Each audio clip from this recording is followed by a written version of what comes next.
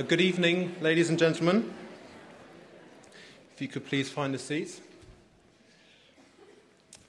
I'm Tom Lerner, Senior Scientist and Head of Contemporary Art Research at the Getty Conservation Institute, the GCI, and it's my great pleasure tonight to welcome you here this evening to our panel discussion, The Object in Transition, Contemporary Voices. This event is part of Conservation Matters, the ongoing series of public lectures organised by the GCI. Before getting started, I would like to remind you all please to check your cell phones are switched off and to say that there will be a small reception after the discussion tonight. It was going to be outside the auditorium, but it's going to be crammed into the lobby of the auditorium, to which everyone here is invited. The way in which artists make their art is fascinating. The statement would appear to be supported by the fact that so many of you have turned out here tonight, despite the known and expected horrors of Los Angeles rush hour traffic and the much less known and definitely less expected phenomenon, at least in LA, of this wet and rather traditional material called rain. However, for any work of art, the choice of materials and the way in which they are used also has important implications for how that piece is interpreted, how it is exhibited, how it will change with time, and therefore how it is best preserved or not.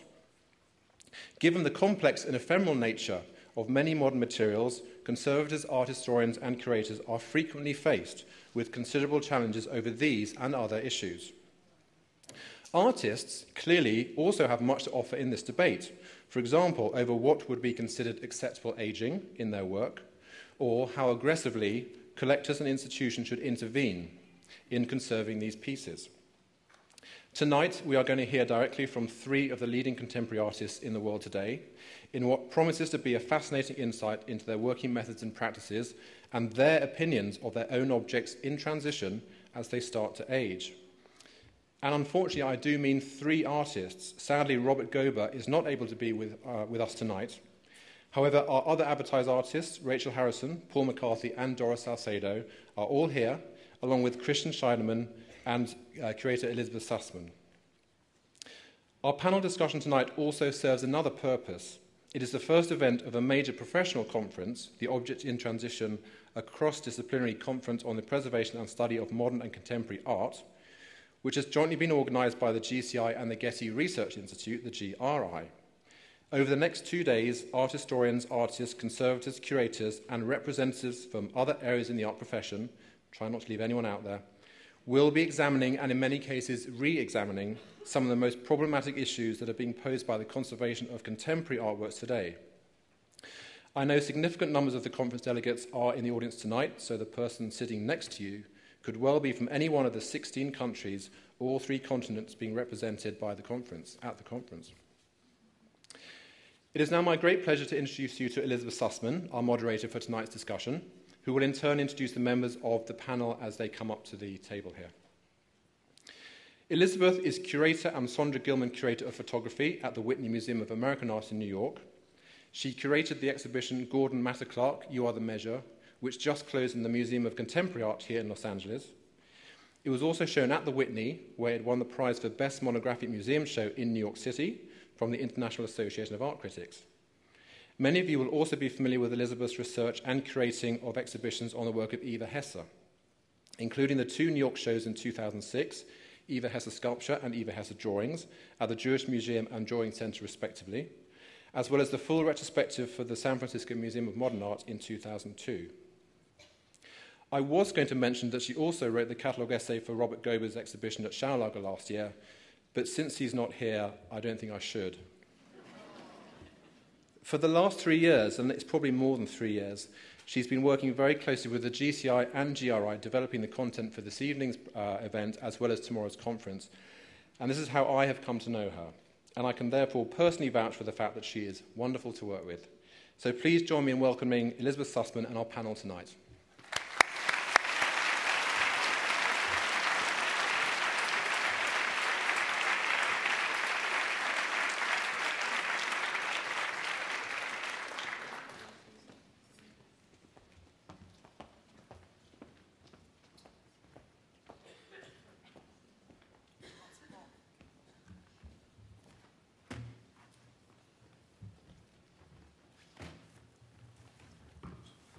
come.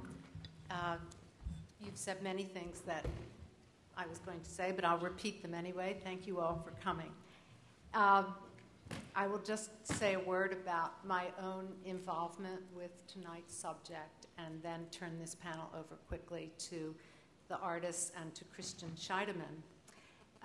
Though I was trained very traditionally as an art historian, I began to be seriously interested in how artists make work for the first time in the mid-'80s. Even though then, when I started going to studios seriously, I was caught up in the theoretical arguments, which, as you all know, were the rage of the 80s art world: image appropriation, media critique, institutional critique, etc., and I could go on at length. When I began to visit studios seriously, conversations which may have started out to be about content soon became an invitation to have a glimpse into artists' process. As I started to work with artists such as Robert Gober and was confronted in his studio with painted fabric that he had painted himself to cover a chair that he had made himself, with Rosemary Trockle, who brought a sculpture to put in a show of her work that I organized that had a living spider in it, with Janine Antoni, who brought into another exhibition I worked on a perfect cube of lard that proceeded to melt under the conditions of gallery exhibition. As I went on to, and I will talk about this in a moment, to work with Gordon Matta Clark and Eva Hesse, who were, unfortunately, I was not able to visit when they had studios, I began to realize that the discussion of the nuts and bolts that went on behind the scenes was much more interesting, or equally as interesting, as some of the theoretical arguments that I was involved in. So therefore, my interest in artists, in materials, in materiality began in earnest, and it goes on until this day. So tonight we will talk about some of these conditions as they evolve in artists, as work goes from studio to institution to collector.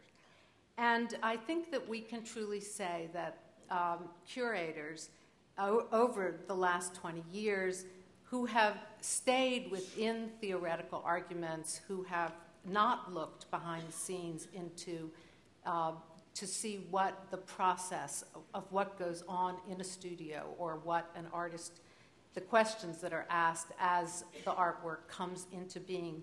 They are missing something, and that something seems to be increasingly the serious work of conservators. So I think that is why so many of us have come together to consider these questions, and tonight to ask them directly to the artists who have been invited to talk, who have all taken great risks to realize in whatever materials are necessary the great works that they have made. I am going to introduce each of these artists to you, and then Christian Scheidemann, who is the conservator I've worked most closely with on some of the problems I've encountered with artists. And so I will begin with introducing Rachel Harrison, who is seated here on my left. Rachel attended Wesleyan. She now has a studio in New York, and she has been exhibiting, from what I can tell, in group shows since around 1991 and in solo shows since around 1996. Her first solo show in Brooklyn had the most amazing title, which I'm going to read to you in length. It's called, the name of it was "Should Home Windows or Shutters Be Required to Withstand a Direct Hit from an 8-foot-long 2x4 shot from a cannon at 3/4 miles an hour without creating a hole big enough to let through a 3-inch sphere." Is that right? Harrison has been in many group exhibitions, including the inaugural exhibition at the New Museum of Contemporary Art in New York now, the fourth Berlin Biennial, which was called, in the 2006 Carnegie International, the Whitney Biennial of 2002, and she was the subject of a recent mid-career survey, The Voyage of the Beagle, at the Migros Museum in Zurich this past summer. No? No, it was just a solo show. Solo show. So I am going to now turn the podium over to you, Rachel. Does someone else turn this on, or do I? It's funny that, and thank you all for coming. It's funny that Elisabeth mentioned, should home windows or shutters be required to withstand a direct hit from a 8-foot-long 2x4? I can't remember it anymore. I didn't know she was going to mention that. That was the first solo show I did in New York in 1996 in Brooklyn. And I considered, it's nice that you bring that up, because that sentence, the title for the exhibition, was a found object. It was the lead sentence for an article in the New York Times about hurricanes. It was the year of Hurricane Andrew in Florida. And so it was about insurance codes and scientists, and we're here with an audience of scientists tonight, talking about devising mechanisms, machines, in order to see if a cannon could be shot, or a 2x4 could be shot through a cannon. So there's two reasons why it's nice to hear that sentence again. One is because of my interest in found objects, or purchased objects, or objects that are given to me. And the second is because it involved a can, because part of that exhibition, a can of peas is actually 3-inch diameter. So that exhibition had canned peas in it. This is a piece called Days Grape that I made in 2001. The soda at the top, it's a sculpture. It's about 8 foot tall. And at the top, there's a case of shrink-wrapped soda. And the soda is called Days Grape. So that's the title of this piece. This piece, was made in my modest Brooklyn studio and then shown in a gallery in Berlin, and then, in storage, and then taken to the Milan Art Fair later that year. And I guess during the night somebody got thirsty because they took out a ladder and went in and drank a can of soda. So I didn't go to the art fair, but the guy who had it in his booth, I got this call saying, "Oh, well, I'm really sorry, but somebody took it out, and it's shrink wrap. That's a case of shrink wrap soda up there." So they took the can out, they drank the soda, and then I guess to show me how much they liked my work, they left the empty can at the base of the sculpture. So I was able to find the soda again. So FedExed it to Europe, and the piece didn't sell, so it came back to New York anyway. So then you move ahead a bunch of years, and the piece, Days Grape, was living in Philadelphia, and it was living in a house where the people who lived in the house went out of town, and when they got back, one of the cans had exploded. So the really good thing here was it didn't hit the Ellsworth Kelly, because I never would have recovered. That would have killed me. So I had already met Christian, but called up Christian, like, okay, we got this problem here. So we started looking for the soda, and they changed the packaging. So I'll show you both of them. So this was the new packaging on the soda, and it turns out that I like it better. So it was a nice thing. So we got the soda back, and what we had to do was empty out the cans, fill them with sand, and then re-shrink wrap the packaging. This is the damaged box. So, not to bore you, but so you can see here that it's cardboard. The original was unpainted cardboard. So just in terms of conversations that we had at the time about how to restore this work, I had the option of remaking this piece in terms of remaking that cardboard packaging. That I didn't have to go with the new packaging. Could have taken cardboard, could have silk screened it. There were a lot of possible solutions, even in terms of the cans, that we could have done. But I really liked the new packaging better. So I think it made the piece better. So, like I said, old packaging, new packaging. The shrink wrap, I didn't think, did you just take the shrink wrap, the old shrink wrap, and sort of put it back? Or did you send it to a shrink wrap company? Okay. They did a very good job. Yeah, we did. They did a great job. Is this before or after it was re-shrink wrapped? After. Yes. Okay. Did we re-photograph the piece? Because I don't have a picture of it. I don't know if we have a picture. So, that's all I have to say about that. This is a piece called Hail to Reason that was made in 2004. And my own private title for this was Balzac in a Prom Dress. So a lot of my works involve more than one element. So this is one side of the piece, and those are packaged doilies. And I made the form first, and the doilies just sort of nestled in there. It went on view first in New York and then in San Francisco. And during the time in San Francisco, because it was an extended exhibition in terms of more than a 1 month time, something happened to the cardboard with the doilies. So I guess through humidity, it sort of shrinks and expands. And since they were just sort of nestled in there into the form, if you can sort of see that, curator walked in one day and there's 4 packages of doilies up there, and one of them was just lying on the floor. So we had to come up with a solution of how to get the doilies back on there. I don't really want to be gluing everything into my work. I kind of like that they're objects in the world and they have autonomy and they have integrity and they're just sort of the way you find them in the 99-cent store. So on this piece, the way to solve this problem was I worked with Michelle Barger at SF MoMA and we built up the sculpture. So the form, I changed the form, or she changed the form of the sculpture so we could accommodate the possible change in the cardboard and the piece could have longevity that way. This is the same piece, Hail to Reason, and this is another view of the sculpture. So that's a portable DVD player that shows a video. And I'm not going to talk about the video. It's a video I shot of an auction, and the only reason why I mention that is that they're holding objects in the video. I was interested, I guess what happened was I was sitting on the subway and I live in New York, and somebody was watching a movie. It was a bunch of years ago. And I just thought it's really odd to be seeing somebody, I mean, now it's not odd at all, but at the time it was a little odd to see someone watching a movie on their lap on a 15-minute or longer subway ride. So this object and its portability was of interest to me at the time, and has to be in use. This is why I point out that I shot this video. So the concerns we have now about this, so it was shown in New York for a month, and one of the reasons why I bought this particular model of a DVD player was because this had the longest battery life. It wasn't necessarily how the object looked, it was a practical accommodation in that I could the batteries charged at night and then it could actually be on view for the time of the gallery exhibition. So it went on view at SF MoMA, which has really long hours and many days of the week. So we had to change a couple things. And the first thing was not have it run off the actual player, but to have it come off of a hard drive. So it was run off of a computer, and we had to wire it. So this is a kind of a question for me in terms of this technology. That's why I wanted to show this piece tonight, because the parts, this piece, this is already obsolete probably, but as an object it will become obsolete, and the technology to replace the parts, the screen life, all these things as the models change and as the object no longer exists. So I don't really know the solution to that problem, because I'd like to always see the video here, but I don't know what the solution is.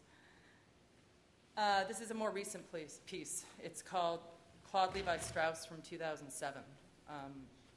And this was shown in New York and then not my retrospective at Migros.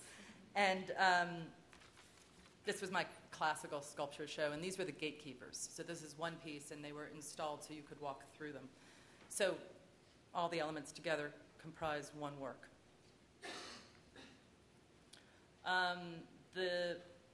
Just to get into it, there are two boxes in this work. One is of a fax machine, and the other is this Priority Mail, U.S. States Postal Service fragile box that was sent to me. And I was concerned about the weight from the structure and the birds that sit on the box, so what would happen over time. So initially I filled it with styrofoam and a couple of bricks, and so it was a little bit more solid and a little bit more weighted, and that seemed to be a temporary solution. More recently worked with Carol and Matthew, who I think are here in the audience tonight, and we came up with an even better solution. So when I made this work, this base was attached to a piece of plywood, so I did that part. And part of the solution now is we added to the bottom these wood supports. So this is how it stands without the box. Registration marks put on the side of the box so the piece would always be positioned correctly. And then this goes inside of the sharp fax machine box. So I've really altered this box, this object now, because I don't care, because you won't see it. So the piece looks exactly the same as it did before. So in terms of this integrity or interest I have in objects and their realness in the world, again, I wouldn't want this box to necessarily be remade. That seems really fussy, and I don't think it could be replaced. And so it's better to just sort of find a solution where it will withstand structurally. It'll stand a little bit longer. one of the things about the birds is they went from New York to Europe, and we had to get them to clear customs. We had to get them fumigated, which meant just having them sit in bags, fumigation bags, and that was easy. But then they came back with cobwebs. So, or this one in particular did. So I guess I'm just really appreciative of conservators and the work they did, because I wouldn't know how to clean that. And then another issue over time is replacing the feathers. But we don't know yet what that will be. So that's it. We're going to save questions on these individual artworks until we're all finished talking. Thank you very much. That's great.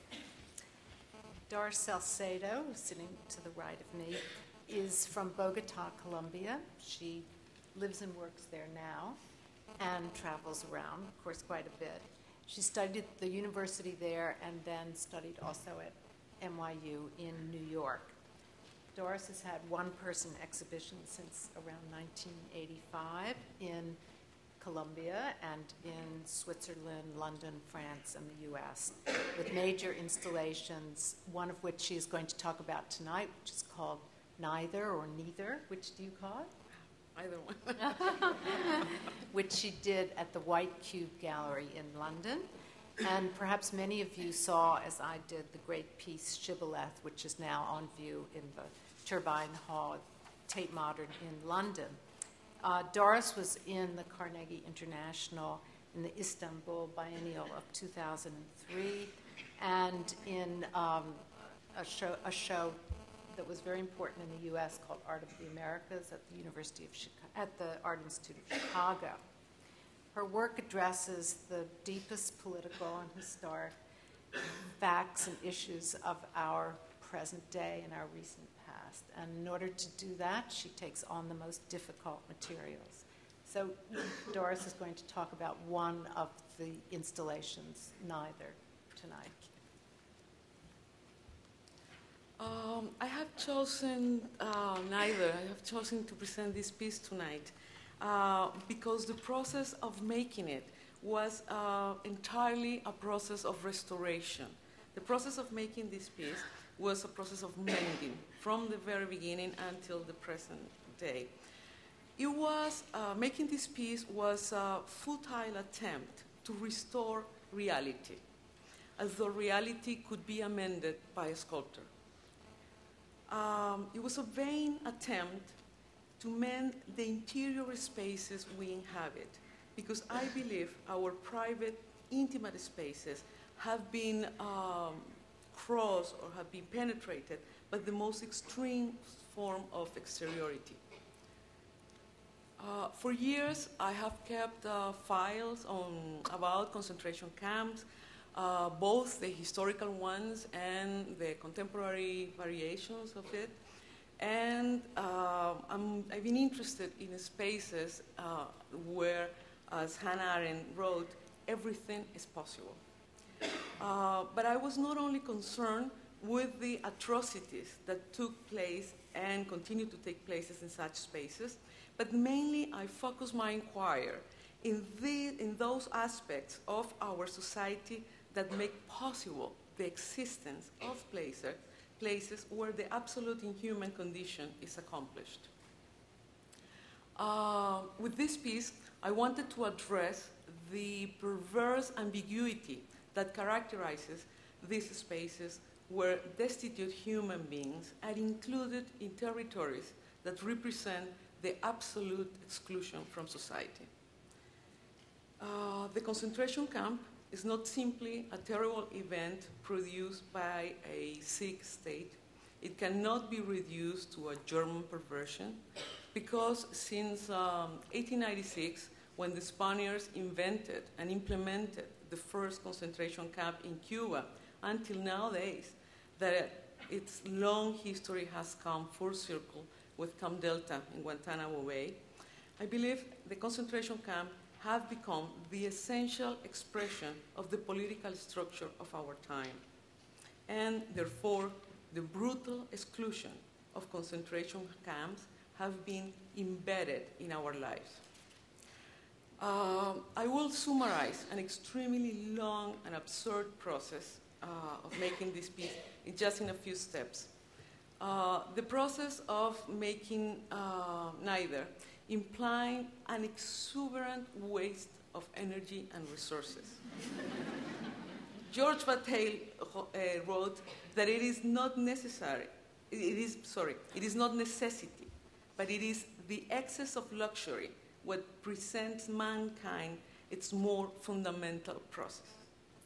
So the process of making this piece was literal. I wanted to embed a wire fence, the most extreme form of exteriority, into a white wall, an interior space wall. In order to do this, I chose to work with two materials that you see, the wire fence and then just a dry wall, white wall. First, I took the metal fence and I sharpened the entire surface, one side of it, as a knife. And then small grooves were cut into the drywall according to the shape of each single fragment of fence. The fence was not perfect. It was somewhat irregular. Later,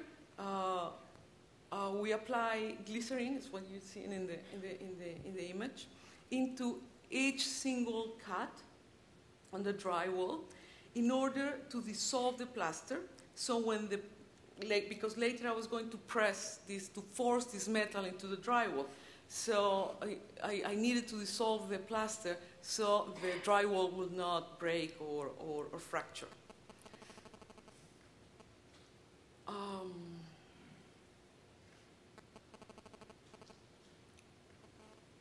1,000 tons of pressure were applied on each single square meter of the surface of the piece in order to bury the metal into the drywall.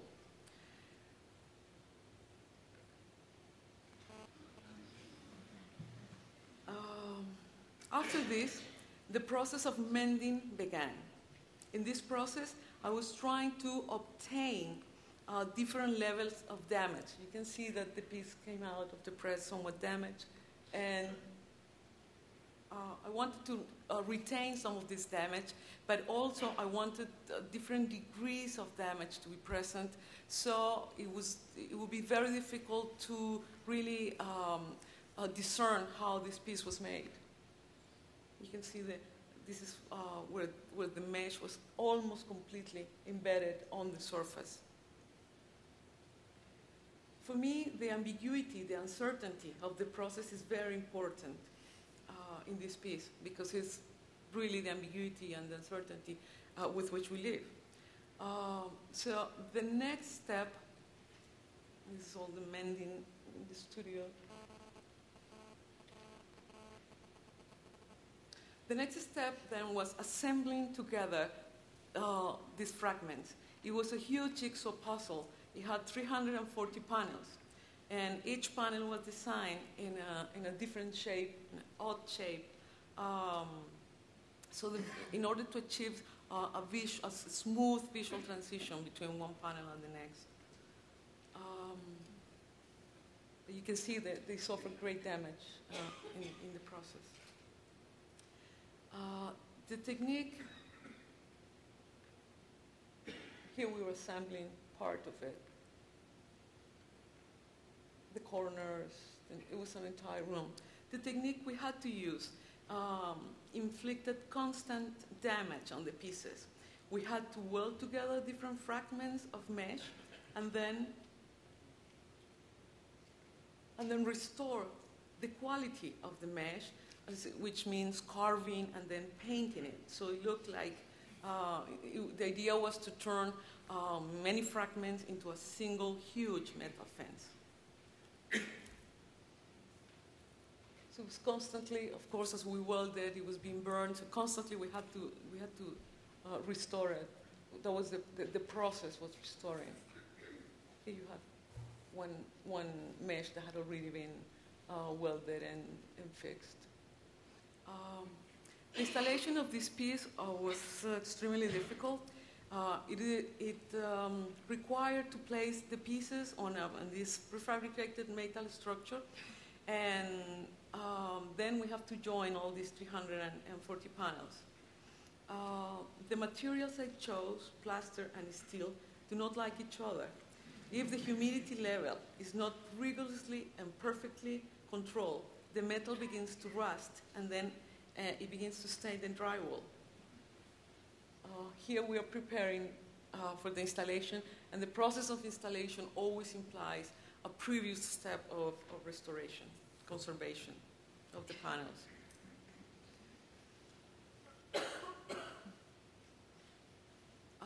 So in this piece, I am literally, in order to join each panel, I had to add some paper so it could be installed and de-installed properly.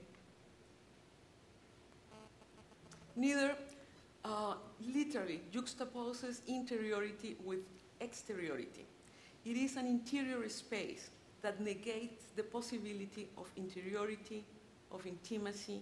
Here I'm showing images of the way the jigsaw puzzle was designed. More images of installation, mending constantly until we have the finished piece. And this space, I was saying, is a space that negates the possibility of intimacy, of interiority. And definitely what I was trying to achieve was the impossibility of remembrance in that space. Neither is an indeterminate space located beyond my power to articulate, to understand, and measure the political structure in which we live. It is a space about uncertainty. It is about ambiguity. It is a piece simultaneously located outside and inside the specter, the epicenter of catastrophe. I strongly believe that neither does not have to narrate any story because the experience it is addressing is well known to all of us. It attests to the fact that there is a common frontier between what we see in our television screens and our lives. There is a common frontier between the disenfranchised human beings and us. It is a piece suspended in a sort of dead time. It is in a dislocated time that breaks the thread of chronological order. It is not the present time built upon continuous instances. It is rather an immobilized duration where the gathering of memories is suspended. There is a radical silence because I wanted to disassociate my work from the way political art has always represented suffering. Mostly, it has been represented as a spectacle, as something we can watch. The implication is that we simply watch, we cannot stop it, and the inactivity of lookers underscore this impotence.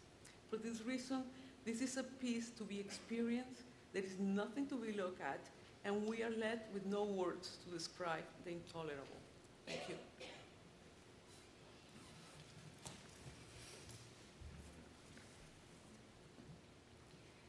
Perhaps you can tell us later about how the piece moved to another location and the challenges that came from that.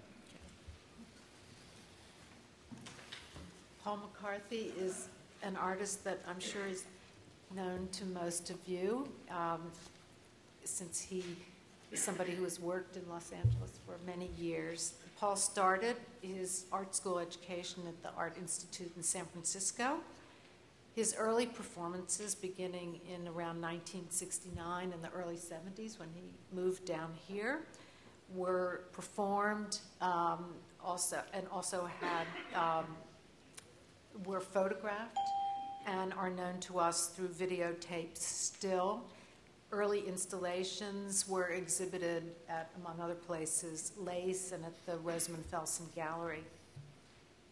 Some of Paul's notable performance videotape work of the 70s are Meat Cake, Hot Dog, Grand Pop, and Tubbing. And they've all involved extreme body transformations by prosthetics, paint, and notorious use of Paul's notorious use of all kinds of materials, most notably in those days ketchup. In 1992, McCarthy created a full-scale environment for Helter Skelter, which is called The Garden, which he's going to talk about tonight. And after that, many other pieces. Bossy Burger is quite a famous one he's also going to, I think, talk about. Heidi, I remember a piece made with Mike Kelly. Recent large installations have included Caribbean Pirates, which was in Munich in 2005, and London, and Piccadilly Circus at Hauser & Wirth in London in 2003.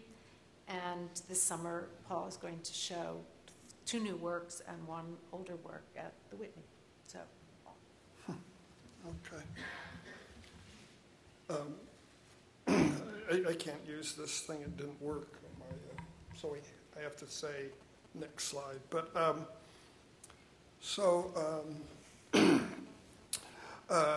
I'm starting with this piece called The Garden. And I think when I first did the piece, it was at MoCA, and I had a real small budget and about $4,000 or $5,000. And so what was interesting is that I live in LA, and in some way a lot of things can be rented. So what I did was rent everything for the show. And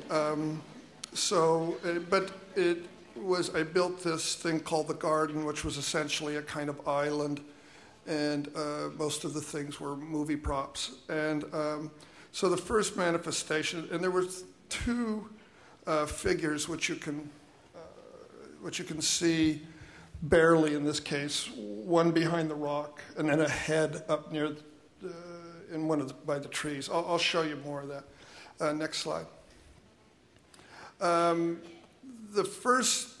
When the piece was made, I rented everything, made the 2 figures, which were mechanical. The one figure would hump a tree, and the other figure would hump the ground, and it was an older man and a younger man. And I sort of viewed it as a kind of image of where the 2 men were in collusion, the older man in a way instructing the younger man, and as viewers, we were in a voyeur position surrounding the island, and they weren't aware of us as a viewer, and the viewer looked in on them. It was also sort of, at that time, I was really interested in things like Pirates of the Caribbean and Disney, and I was interested in the aesthetic of Disney, and to some degree attempting to imitate it, but in a very crude way without money. What happened is the piece was disassembled. The 2 figures I kept, and then shortly after that, someone asked me to put it in a show, and then that meant recreating it. And then what I began to do was to try and bring the materials back together, and so I purchased the rocks, and a lot of the rocks were different than the originals, but a lot of the trees, and the original trees had been on the set of Bonanza, and I tried to buy them but couldn't buy them. But what I could do is rent one and then make a mold of it, and then cast 5 more. So the piece pretty much looked the same as it did in the very original part. One thing changed is that I changed the stand. In the first version, the underneath was made out of wood. When the second stage happened, I made it out of metal. So this is the second stage. Next slide. This is the figure which was humping the tree, the older man. And at that time, I made these out of mannequins and latex bodies that I sort of sculpted off of. Like I would take a mannequin, sort of sculpt it a little different, then make a mold and cast it in latex with foam rubber. And the top torso was actually a mannequin. The heads were special effects heads, molds that I had gotten from movies. The hands were also prosthetics gotten from special effects houses. So, and I like this idea that somehow these trees were connected to Bonanza, which was also a sort of a male bonding of some sort. And then these two heads were also from the film industry. Next slide. This is the figure on the ground. Again, and they both have the same torso, the same lower torso, but different heads. And then the one thing about the piece is over time, the piece has now been put up about 7 or 8 times, and now there's like complete books of where every tree goes, where every rock goes. And in a sense, it eliminates the conflict. In a way, I don't have to be there at this point. It comes pretty much complete so that someone else could put it up. But what has happened, whenever I do it, then I alter it. And then we make amendments to the book, and it becomes variations. Next slide. After the first showing, the piece was at MoCA. We weren't able to be there when the piece was taken down, so we got there a little late. It was actually the day of the Los Angeles riots, which was going on then, and I had a hard time getting down to MoCA. And I got down there, and the figure on the ground was put over to the side, and it was in this position. And I thought the shirt was pulled up. By the end of the show, the ass had split open, the legs had split open, and it was all from the foam, the rubber, and the inability to make it. It just kept going up and down, and it split everything. And so when they took it off, the shirt got pulled up, which sort of exposed the back, which I'd written all over about, where to put the screws to hold it down. And then the arms had got wrapped around the head, and the legs fell off. And it was sort of in the corner, and at that point, it looked like it had actually, in a way, represented a real brutality in the way that it was kind of tossed on this grass, which was like clipped grass, almost like a man who had been, possibly raped and then left on the front lawn. And at that point, I always sort of viewed this foam figure and the splits in it and the foam as body. And I'd had this real interest in these sort of soft materials, and when they ripped in clay and things like that as flesh material. And so I wanted to keep the rips. And there had been like an attempt at one point to glue the rips back together, and the glue had gone brown, which then even added another kind of layer to the whole thing. And this then became a separate piece called Mocha Man. Next slide.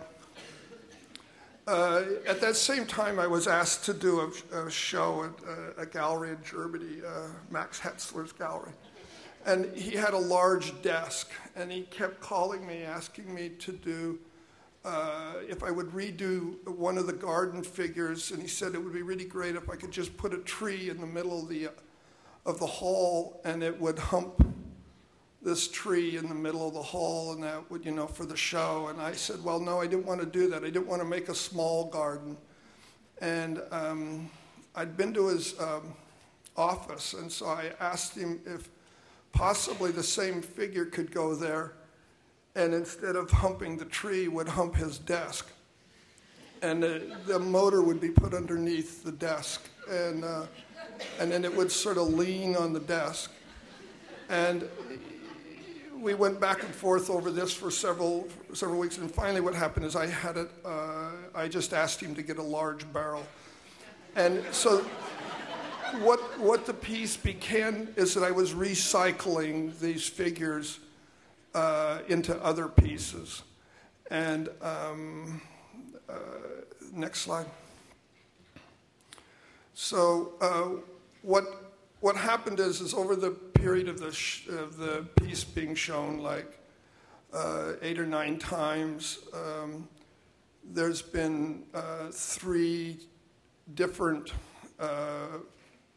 male figures, and when the figures completely wear out, or when they begin to not look the same as they did in the original, then I change them out, but then the past figures turn into another piece.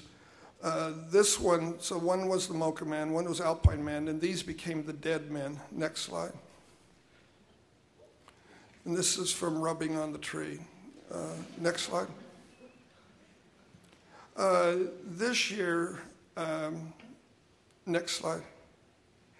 This year, it was always like a big rectangle, and this year I separated it into a sort of a jagged separation, so that you could walk in between it. It's like a kind of a broken leg, or like a swastika leg in a sense. And you can walk in between the 2 figures. And so now it became another variation of the same piece.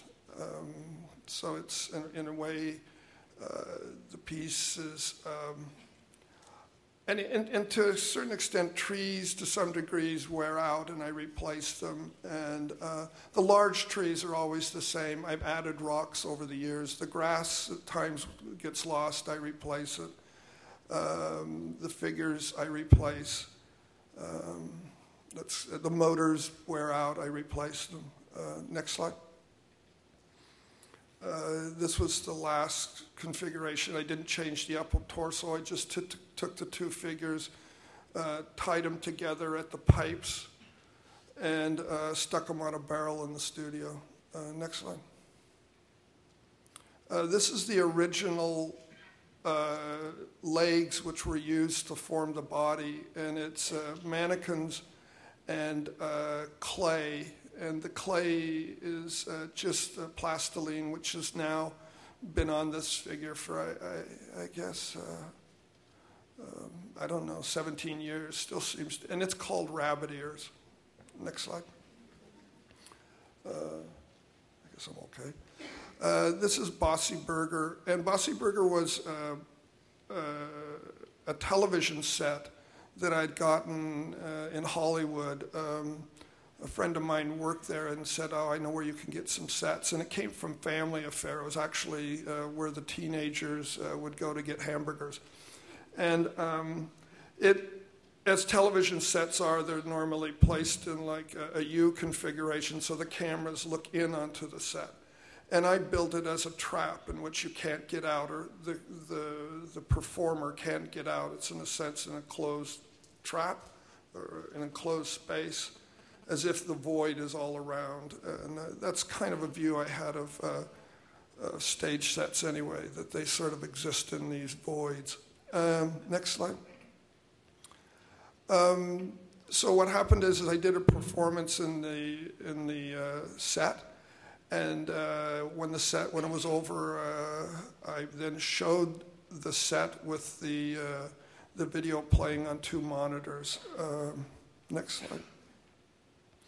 This is the original performance. Ketchup. There was a lot of ketchup and flour, and it's kind of a cooking show to a degree. I won't get into what it is, but next slide. I'll stick to the subject.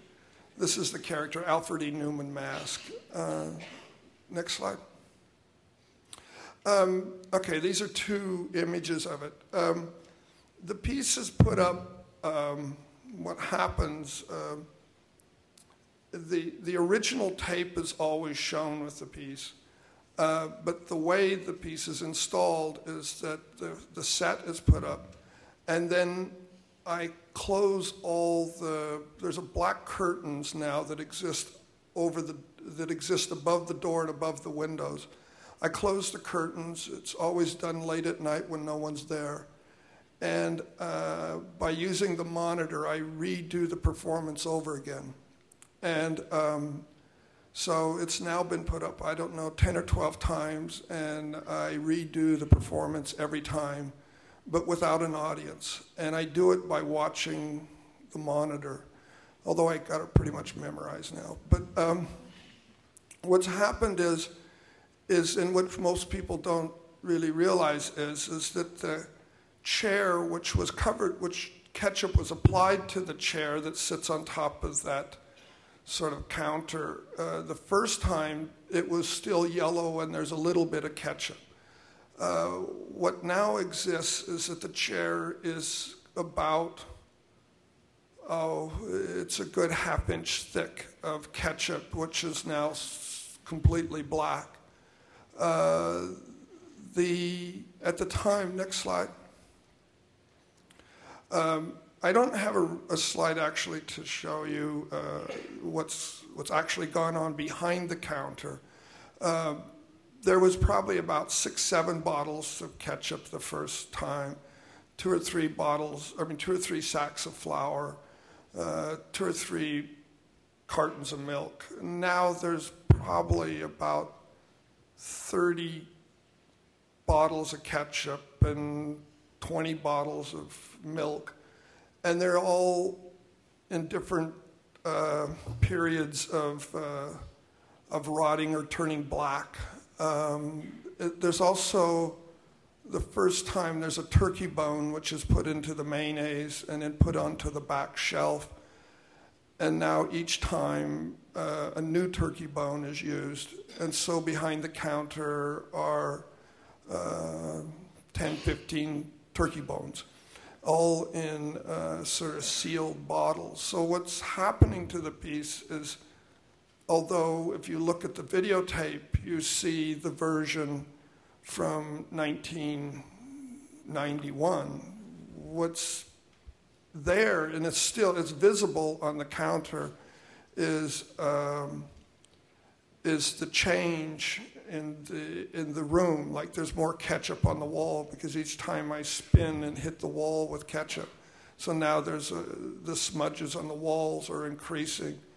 So the piece has a real change going on, and a buildup is happening. And also a rotting. There's more, the bones, the chicken bones, the turkey bones, things like that. Next slide. Some of the bottles that contain the turkey bones. Next slide. What's happened to some of the ketchup bottles and stuff like that, the mold that starts to appear. There's quite a bit of mold on the piece. Next slide. I'll just show this last thing. This is a piece I did with another artist, Jason Rhodes, in which we were able to get all of the remains from the porta potties at Documenta a few years ago, and we bottled it in these bottles. The bottles are about 3 feet tall, and they're in the shape of in a kind of a beautiful shape of but reminiscent of a sex toy called a butt plug. And the remains, what we did is we took it to a fertilizing company. We got all the shit, took it to a fertilizing company in Germany, and had it freeze-dried. And at the time, Jason's was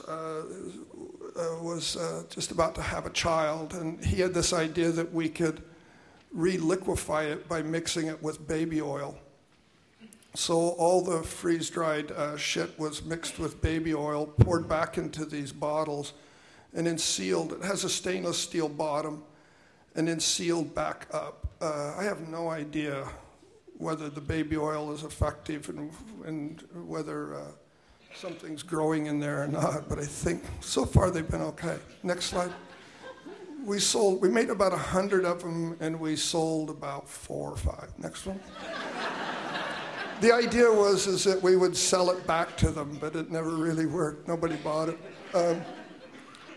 And then this is a piece in which we had a similar idea. We took the same mold, and we were asked to do a piece in Iceland, and where there was a lot of, we were trying to figure out what they had that we could use to fill these bottles. There was not much money, and they came up with sheep fat. And so we filled the bottle. We essentially set up a factory to boil sheep fat and poured it into the bottles. And we did. And the black that you can see there is actually the hair from the sheep. And we made about 100 of these sheep fat butt plugs. And some of them were hung by ropes. Most just sat on the ground. Next slide. The piece was shown in Iceland and then traveled to the Pompidou and was in a show on the Pompidou. Jason actually took it to the Pompidou and did a performance with them. And then we didn't know where to put them. And Jason, I was in Europe, but Jason had this idea of putting them down into a basement in someplace, I think it was in Strasbourg or something. And this is the opening of the basement. Next slide.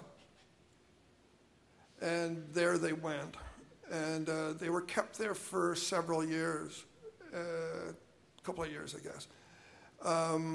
Again, I don't think we ever sold any of them. And they had a really strong smell. And what happened is that we took them from the factory to the gallery in Iceland, and before they went into the door, we spray painted a number on them. That's what the red is.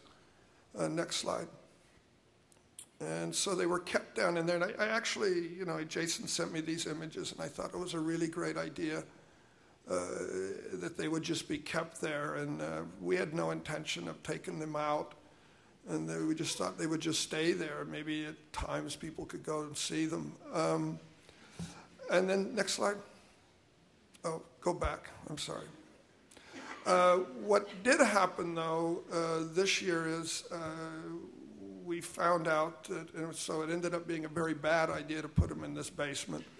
They ended up with mold, and they were completely covered in mold, like a lot of them all black and hairy, these things. And the person who had the basement wanted them out, and the problem is that it's a polluting situation, so we had like a real problem on our hands. And I had talked to Christian about what we might do. Was there a solution?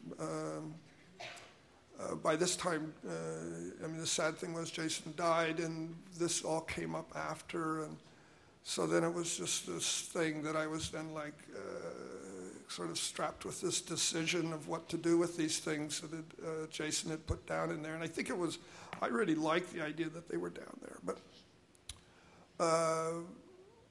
and then at one point Christian said, well, we can just remake them. And I said, no, we can't remake them. In a way, what's happened to them, the numbers that are all on those things, that's all from an action or an activity that Jason and I did. There's no way to redo it. They are what they are, and I can't remake them. And in one way, what's happened to them is just part of their story. And the story of Iceland to the Pompidou to this basement and now mold. And so we can't remake them, and there's no way to get the mold off. You'd have to dig it off, and even if you stuck it in tried to dry it, you would still have the situation. My solution to it is that, which has kind of become the solution with a number of pieces like this, is that it goes into a cargo container. A window goes on the side, and they're sealed up forever. So it's now the cargo container becomes the sculpture that contains the piece, and you can see through a window what's there, and that's I think the solution. They still exist, and it means, of course, a refrigerator container. So has to have a plug. I'm going to stop. I'll stop there. I would let you go on. Thank you. Christian. You've heard Christian's name many times tonight, but I'll introduce you to him formally. Christian is Senior Conservator of Contemporary Conservation Limited, which is based in New York City now.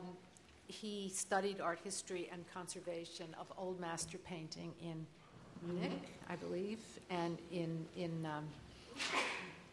work, and has then began to work closely, not with old master works, but gradually more and more with living artists, and over the years has, since the late 80s, taken on the work of Robert Gober, Matthew Barney, Zoe Leonard, and Chris O'Feely, as well as all the artists who are seated with us on this podium.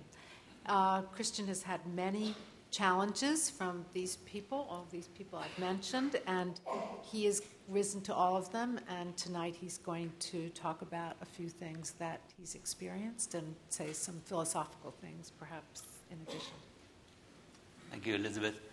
To get into the subject of this conflict, conservation and refabrication, I want to refer to one of the sculptures Paul just mentioned, which is the Alpine Man, the guy with the barrel. And I remember I was scheduled to go to Finland, where this piece is now in a private collection. So I called the artist, like I would always usually call the artist when there is something, like some decisions to be made. And I said there are problems with the body, with the mannequin. And he said, his idea actually was to replace all these old mannequins with younger men and make a new sculpture of these worn-out fuckers into a worn-out fucker senior's home. Is that correct? So, as you have seen, Paul is particularly creative in maintaining his work. And as you have seen, the other artists also did not really, they are very good in solving these problems themselves somehow, but still, like behind the screen, we are always contacted, and I just wanted to say we are very privileged to work with all these artists because we get a lot of insight in the fabrication, and to work on these pieces in the future, it is necessary and crucial that we understand not only the physical aspect but also the intellectual aspect of it, and the artists are always very helpful to explain these works, and I think it's a very interesting discussion. In the meantime, I think we have introduced a few archival materials into the fabrication of artworks, and I guess this will continue. I'm always concerned about the history of contemporary art, and artists usually, when something does not turn out the way it was planned to be, then the first thing is to remake it. And what I like to introduce, or actually we all conservators like to introduce, is rather to preserve or conserve work of art than to refabricate. The main thing is to keep the authenticity, and the authenticity for me consists of the concept and the idea of the artwork, the context, the political, the social, the historical context, the aesthetical function of the work, and the material aspect. So if all these four factors are kept alive, then I think it's very likely that the work will continue to live. The other thing I want to say, I think the artist is always right. Like whatever they do is always right. Sometimes they have, what I think is a hard thing to realize is that everything changes in the art work, and I just want to refer to the Heidi House, which is like a big installation. It's from a photo shoot. It's a collaboration between Paul McCarthy and Mike Kelly, and from 1991, I think 92, and after 8 years, the collector who owns it, he asked me if I could talk to the artist to think about a solution so that it would not take 3 weeks for 6 people to install the work, but only 3 days for 3 people to install the work, and also that the artist should not always travel to the particular sites. And so I talked to the artists, and they agreed. They both said, yeah, we can do this. The work had been executed in Mike Kelly's studio, and what it turned out that Mike Kelly always wanted to, almost refabricate the work, and Paul wanted to always keep it the way, and every time improve it a little bit and patch up the losses, and so at the end, Mike Kelly was not happy that he could not rebuild it. Paul McCarthy was not happy that he could not keep this fragile situation, which would imply that he would always, or someone would always come and redo the piece. He said, "This is not my house anymore," and I was unhappy because I was in the middle of both. So I think it's a big conflict.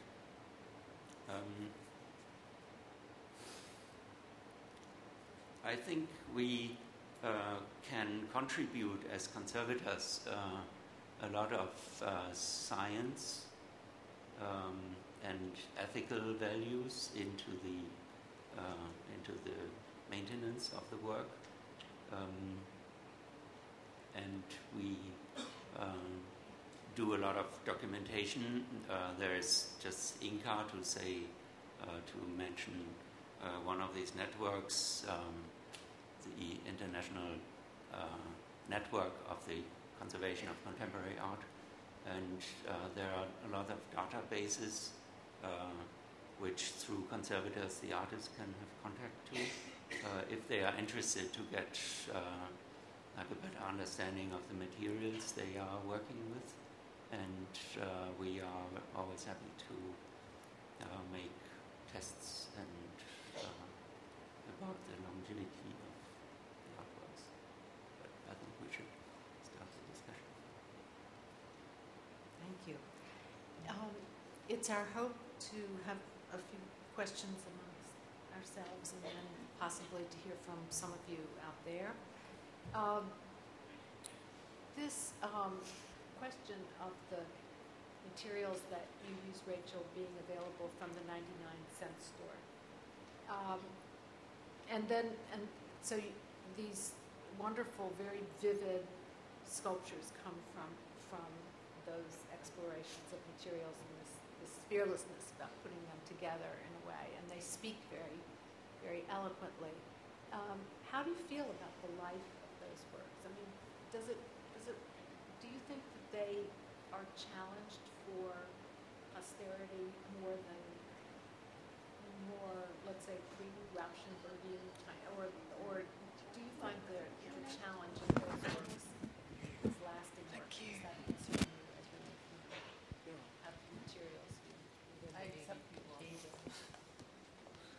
I accept that objects will age and they'll look different, and they might I was saying that I accept the idea of aging of objects, so I understand that as these are objects from our world, and most of the ones I use don't, for whatever reason, cost very much, or, it's not acid-free cardboard. So I accept it as part of what the object is. So I don't think it's going to grow mold like the sheet parts necessarily, but it might start looking a little different, and I think that's okay. Does that answer your question? It does. I'm trying to Can I imagine. ask him why he thinks artists are always right? Sorry, that's rhetorical. I don't think you can answer. I think I can answer because I think it's a great challenge to if artists would do like everything right in terms of conservation, then they would probably be more like natural scientists, but not artists. And I think what is really interesting in our profession is to work around all these choices of material, the choice of production, the choice of spontaneity, and I think this is part of the artist's creative process, and that's why I think the artist is like the main person, number one, and we are the servants and the providers. How do you feel, Paul, if something goes into an institution, let's say the garden was bought by an institution. Has it been the garden, the one? It's bought by a private collector. So the fact that parts of it go on evolving, and how do you feel about? Does anybody own the piece as it was in Helter Skelter? Is there any way of knowing the piece as it was in Helter Skelter? Well, I mean, it's really close to the piece. I mean, it's the way that it looks right now is excluding the base, which is now metal and is no longer wood. The piece is almost the same. One rock there's a couple of rocks which are, you would, if you saw the two photographs, you would say that's not the same rock. But basically that piece looks pretty much the same. The molds are all the same figure. So and when the piece was put up the first time, the figures looked new. The shirt is different. The shirts are different. Shoes are the same. Wigs are the same. The faces are the same. And they both, throughout a show, they wear down about the same. So by the end of the show, now what's happened is that the rubber's not as thin, so the legs and the ass don't split. But pretty much the piece looks the same. Mm-hmm. So, and it comes with enough information that it's not necessary that I'm there. So it's, in a way, can continue. And the molds exist, so it is a piece that you do change the figures when they wear out. That's what happens. And when the figures wear out, I'm the only one that can change, or my studio's the only ones that can at this point, can remake the figures. We remake them and we keep them. And at the time I sold the piece, I offered the molds to the collector, and he said he didn't want them. And I said, okay. So I make them, and it's part of the instruction. When the piece is shown, they have to use pretty much new figures. So I think it's that piece looks pretty much like it did in 1991. It's pretty much the same piece. But Bossy Burger chain has changed. But and I think the question there with Bossy Burger is the only way to reinstall it each time is to redo the action. The question there is who redoes the action when I'm not there. So, and that's how it's put up. I mean, it can't be put up any other way. So I think that someone could, step in and do the action by watching the monitor. And what will happen is that everything that makes up Bossy Burger will just continue to grow, each time it's done. Doris, do you look forward to change in your work, or do you? If works change over time, hypothetically, does that bother you, or with your own work? Well, yeah, I think most of my work is ephemeral, and I'm aware of it, because the combination of materials is never right. It's always the wrong material going with the two materials that repel each other. So works will always change, continuously will change, and I think they are ephemeral, and that's fine. That's part, and that is important. If I didn't want that, I could be working on marble or bronze or something else. So it is important because it is intimately related to what I wanted to say at some point, what I wanted to convey at some point. So it's fine if they change. That's the nature of it.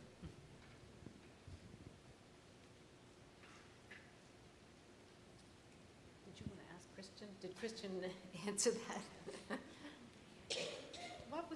Did you ever have a experience where you asked a conservator in before you started to work on something, or? No. You never saw. We really just met yesterday. No. No. I mean, I guess I asked Christian that question because I thought it would help me answer your question in terms of why I would not only accept aging, but like Doris said, and I appreciate it, we're not working with marble. There's a reason, right? There's a reason about what these materials communicate. In my case, what these objects may or may not communicate. Maybe they fail to communicate.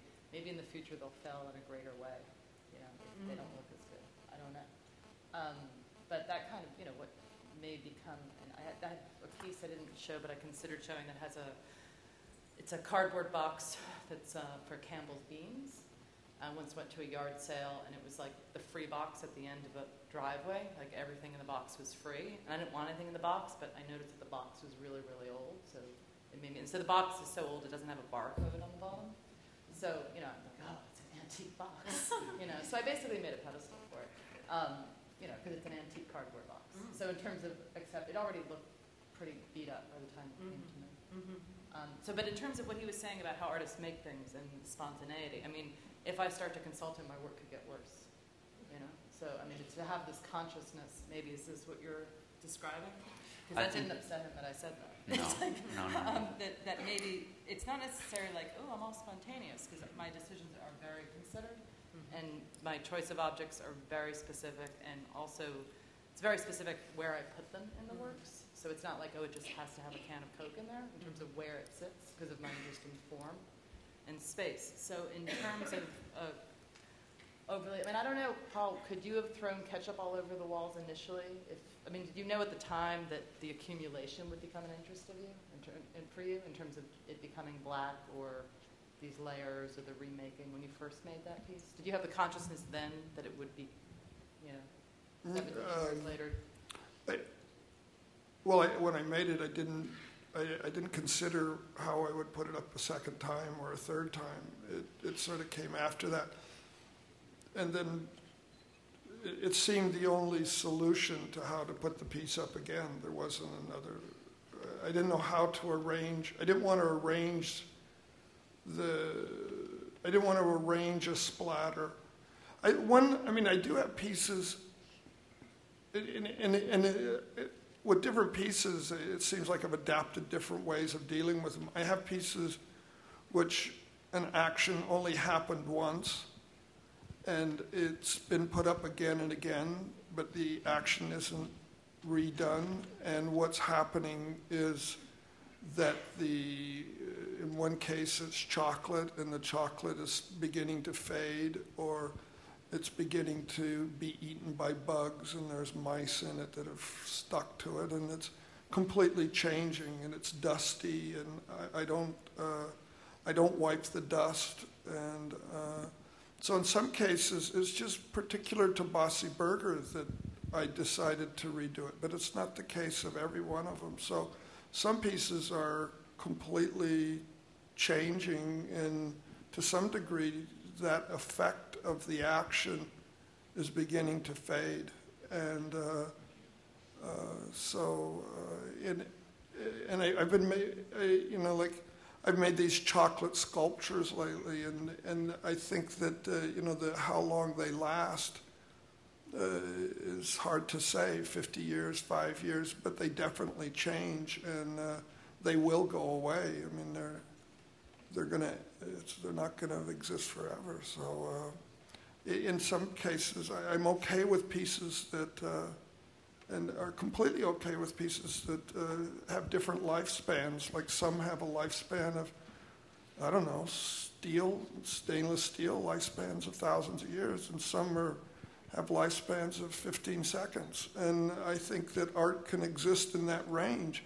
One of the things I think the market is driving this whole concern for art to continue to exist for infinity, and it completely limits what art can be and what materials you can use. It's a total fabrication of how we see art and what the market does to art, and it's eliminated, or in people's minds, the possibility of using materials or things that have no longevity, So I think the range, I exist with materials in ranges, and one doesn't outweigh the other. I'm as interested in 10 seconds as I am as in infinity.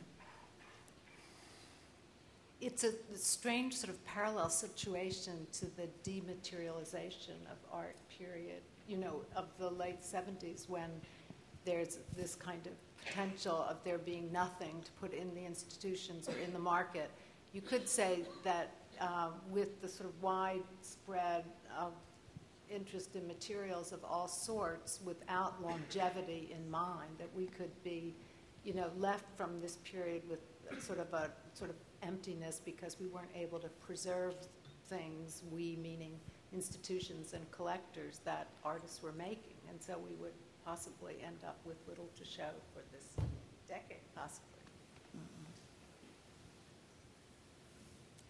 Well, I think we could now throw this open, if that's okay with you all, to questions from the audience. So is there a system for handing a microphone around that we could? We've got one coming down the aisle here. So is there anybody who would like to start this off?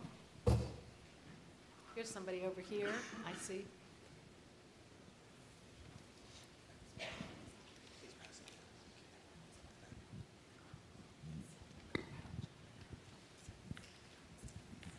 I'm curious, since I work for an institution that collects art, how the artists would help us to determine if work does change over time, at what point, if ever, it becomes not exhibitable or not their work. Any or all of you.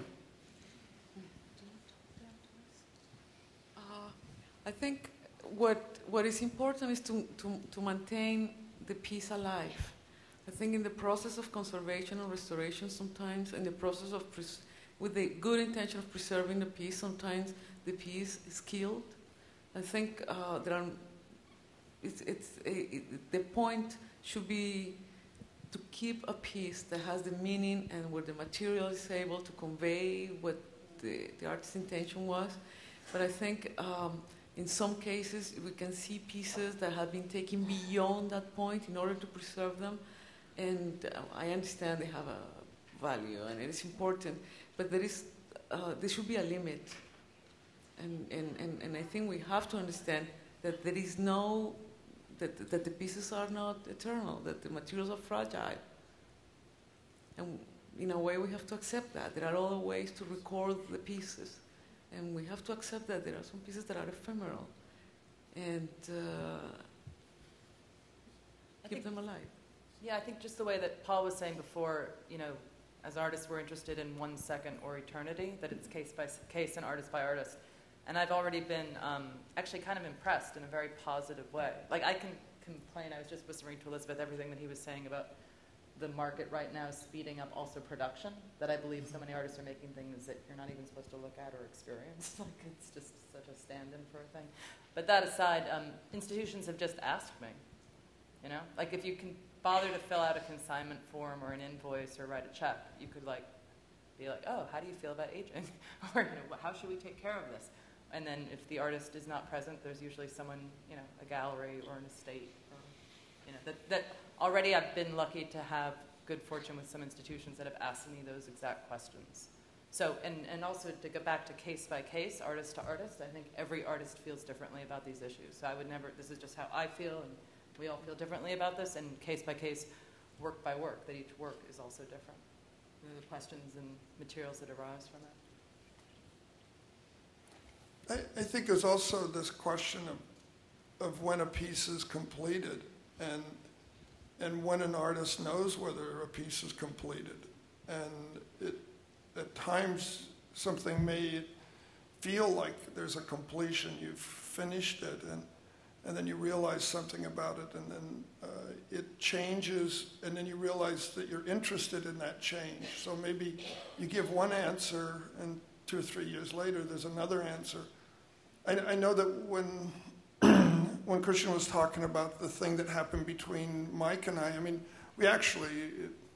we resolved it in some way, but I realized when we went to change the piece that I was really interested in how screwed up. We had actually asked someone in Austria, we were working with a gallery, we asked somebody, she arranged for someone to build this set, and she convinced this dealer that this guy was a really good carpenter.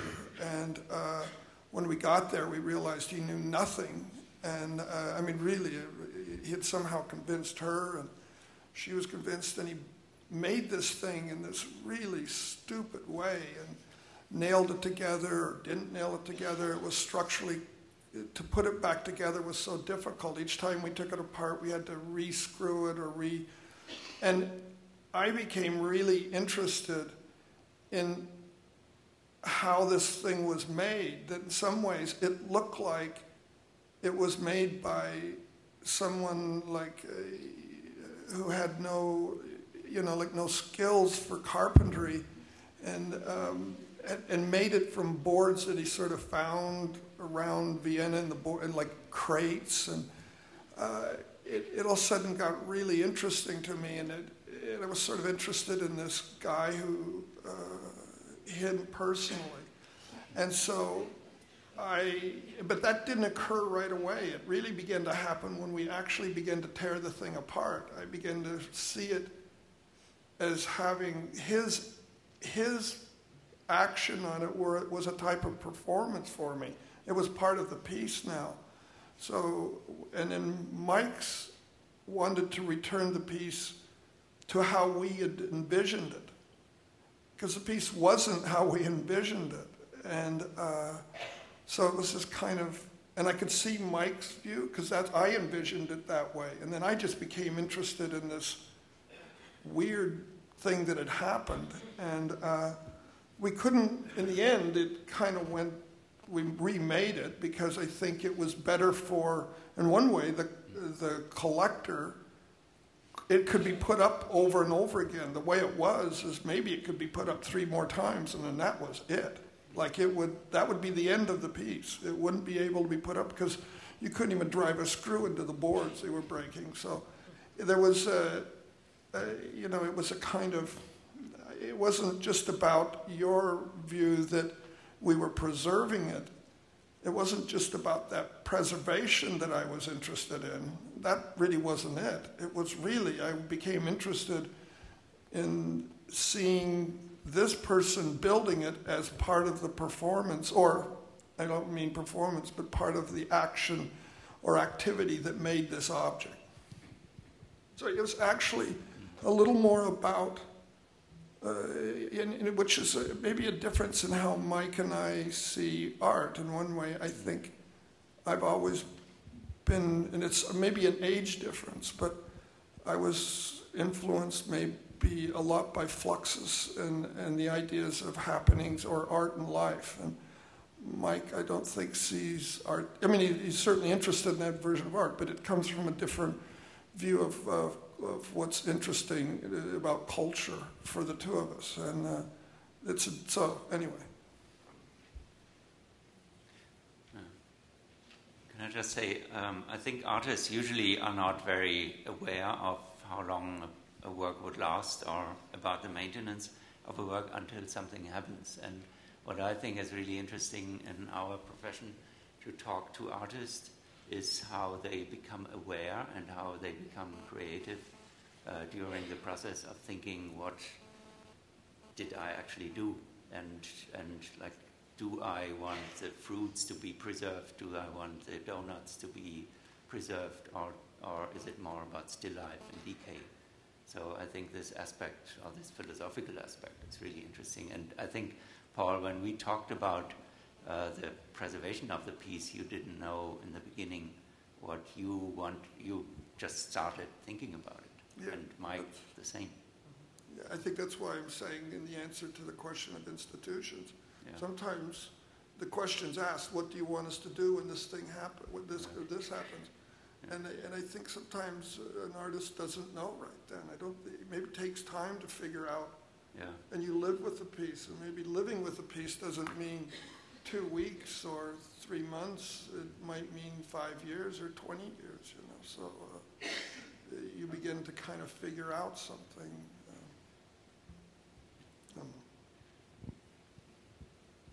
In the back, there's a question.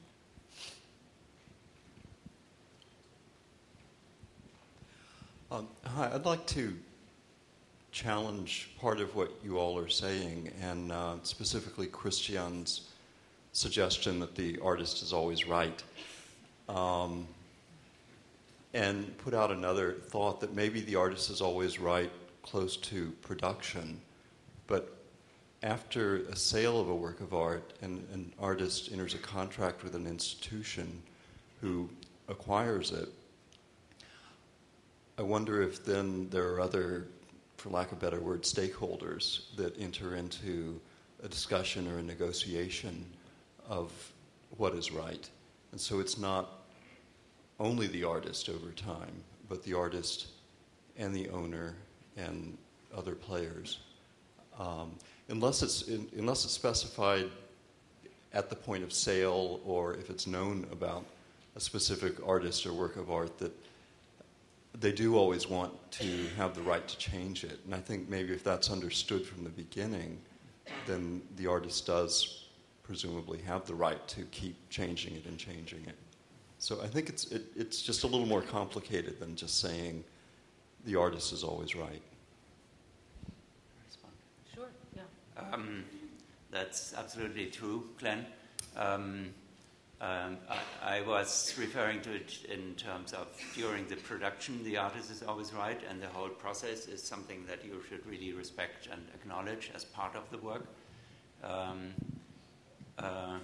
We are often asked, who do you feel responsible? Towards whom do you feel responsible when you work on an artwork?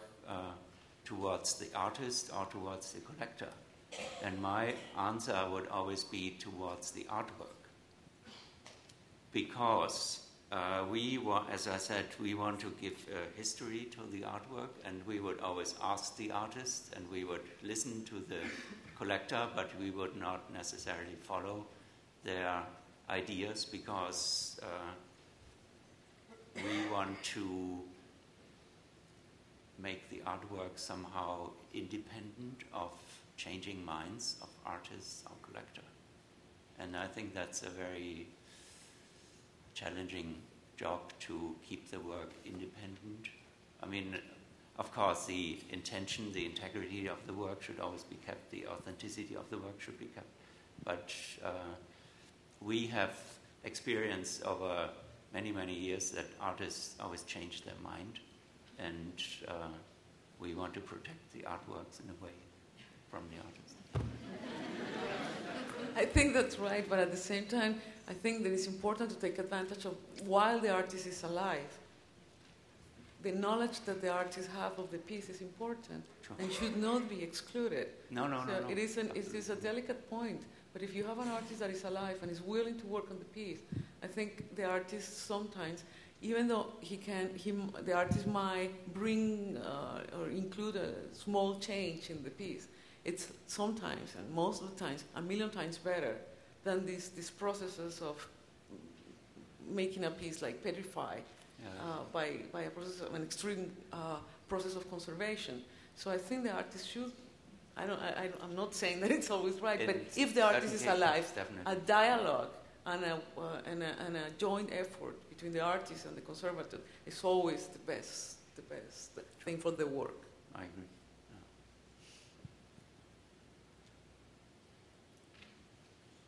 There's a question over here. Thanks. I have a question for Rachel, and it's a question about the distinction between a box that can support the weight of a sculpture on its own and one that has another secret box inside of it holding up the sculpture.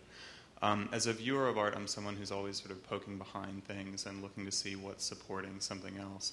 And you said that there isn't a distinction, and I guess I'm wondering, because one thing I enjoy about your work is this very improvisational quality that certain pieces have, and sort of problem meets solution thing that's happening in your pieces. So I wonder if you take putting the box in there to be kind of conceding to a total image of the work, an image that's successful and that is going to be sustained, versus one that's sort of maybe collapsing, or you don't know what's going to happen to the piece, versus like more of a contextual experience of the work, where I'm, as a viewer of your work, I'm sort of recognizing that you made a decision, a problem, meets a solution. You might have had this box in your studio, you sort of stuck it under there, and let's see what happens. So I guess I'm wondering, do you take it to be a concession, or is it really just the ideal way to make the piece?